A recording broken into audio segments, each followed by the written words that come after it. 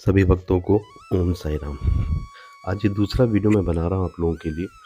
तो आज मैं आप लोगों को कुछ ऐसी बातें बताने जा रहा हूँ जिसको सुन करके शायद आपको भी ये लगे कि बाबा वास्तव में आज भी अपने भक्तों का बहुत ध्यान रखते हैं।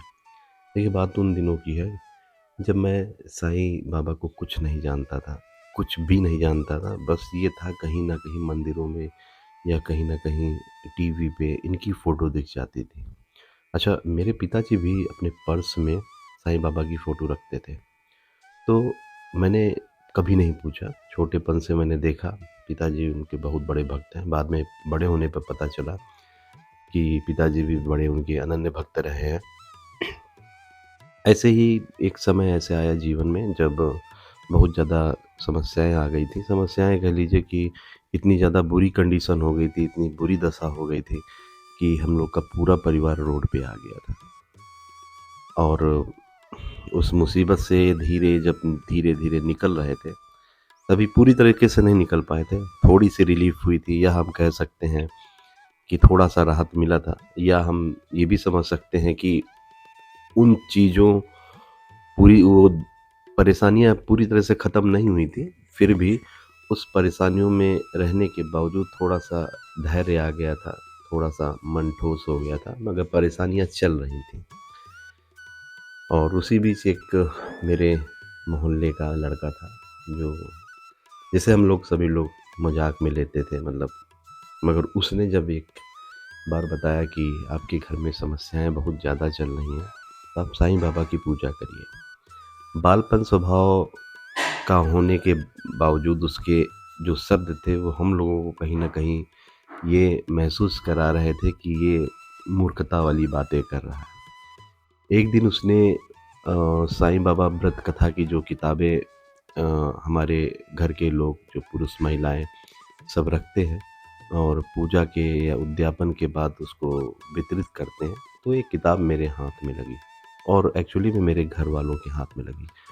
और उसको पढ़ कर के कुछ यूट्यूब पे वीडियोज़ देख कर के साईं बाबा के, वो भी रामानंद सागर कृत जो साईं बाबा का एक सीरियल आता है, धारावाहिक आता है, उससे प्रभावित होकर के जब मैंने सर्च करना स्टार्ट किया, ये 2015 की बात है। तो मेरी जो दिनचर्या थी उसमें बाबा का डेली एक धारावाहिक, चाहे वो 4 घंटे को, चाहे 2 घंटे को, 45 मिनट का हो, मैं सभी देखता था। धीरे-धीरे जब उस धारावाहिक में बाबा कोई चमत्कार करते थे, या कोई ऐसा भक्त जो बहुत ज़्यादा परेशान रहता था और बाबा अपनी कृपा देते थे, तो जब उसके जीवन में परिवर्तन होता था, उस जगह मैं थोड़ा-सा भावुक हो जाता था और आँखों में मेरे आँसू आ जाते थे। फिर मैं धारावाहिक जब पूरा कंप्लीट देख लेता था, उसके बाद मैं मोबाइल बंद करके, आँख बंद करके साईं बाबा को याद करता था। और जब मैंने यूट्यूब पे देखा तो बहुत चीज़ें मिली, और इस प्रकार से बाबा के प्रति मेरा रुझान हुआ। जीवन में कब क्या किसके हो जाए, ये कुछ निश्चित नहीं है, कभी भी किसी की के साथ कुछ भी हो सकता है। जीवन का कोई भरोसा नहीं है। लेकिन अगर जीवन में ईश्वर या परमात्मा का साथ रहे, तो मेरे हिसाब से ये जीवन सफल होता है और थोड़ा सुगम हो जाता है। जीवन जीने में आनंद की अनुभूति होती है।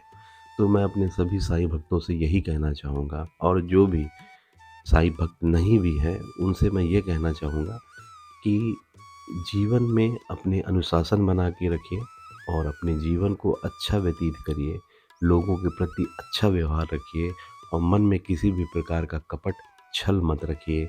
सदा सत्य बोलिए और ईश्वर को याद करते रहिए मन ही मन। अपना काम छोड़ के नहीं याद करना है। हाँ, ये भी बात मैं बता दूँ कि आप नौकरी कर रहे हैं, या पढ़ने वाले बच्चे हैं, या किसी प्राइवेट जॉब में काम कर रहे हैं, सारा काम छोड़ कर के भगवान की भक्ति में बैठ जाओ ना। आप अपने ज़िम्मेदारियों को निभाते हुए साथ ही साथ में मानसिक जप भी कर सकते हैं। तो मैं बताऊँगा आप सभी लोगों को, अब ये वीडियोज़ जो आएँगी मैं आपको बताता रहूँगा कि किस प्रकार से हम अपनी नौकरी करते हुए या अपने घरेलू कार्यों में व्यस्त रहते हुए हम कैसे ईश्वर से अपनी वंदना कर सकते हैं, कैसे हम उनकी पूजा आराधना कर सकते हैं। तो आज के लिए बस इतना ही। मैं अपनी बॉडी को विराम देता हूँ। ओम साई राम।